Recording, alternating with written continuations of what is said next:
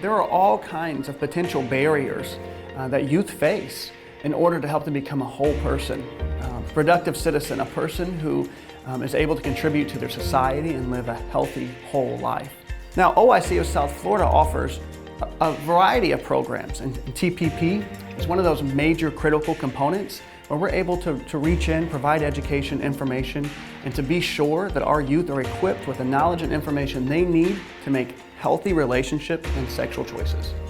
When the administrator that we had at that time brought in OIC, it was like a blessing in disguise. We have cases of teen pregnancies,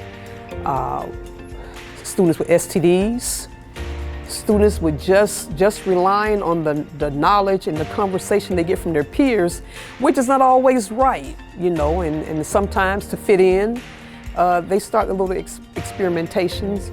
Leadership has focused on making sure that our facts are pulled together so that when we present our material, it is facts driven.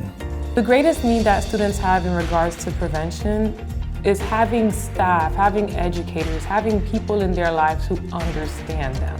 You have to be able to connect with them in a way where they feel that they can understand you and you can understand them. It's an aha moment when a child in your class raises his or her hand and asks the OIC instructors a question, an effective question, and then the whole class gets quiet because I had that same question, but I didn't really want to ask it. I think that teen pregnancy prevention programming is incredibly important. I think we've seen over the last several decades that the resources and the funding available in schools isn't near what we'd like to see it be, especially in vulnerable communities. You look at a school that is essentially 87% of our students are economically challenged. We have a very diverse population. There are going to be some challenges that we deal with as we are a microcosm of our communities. Fortunately, organizations like OIC of South Florida and other not-for-profit organizations can reach out for federal grants. We can train our staff, our community members, our families to go into schools, to have those conversations, to be the vessel and the voice that maybe our teachers aren't resourced or have the time or availability to be able to do so.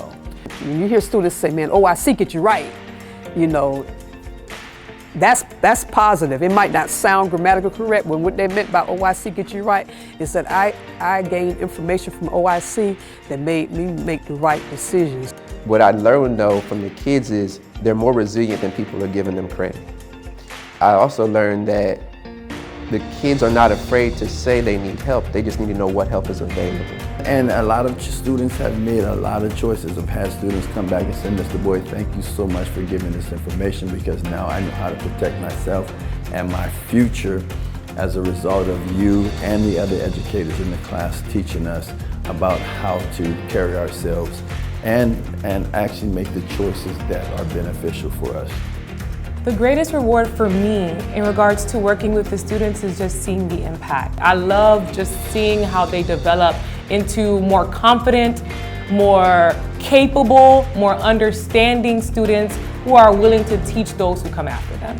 We've had less than 1% of our students who are reaching out for information or some type of pregnancy referral.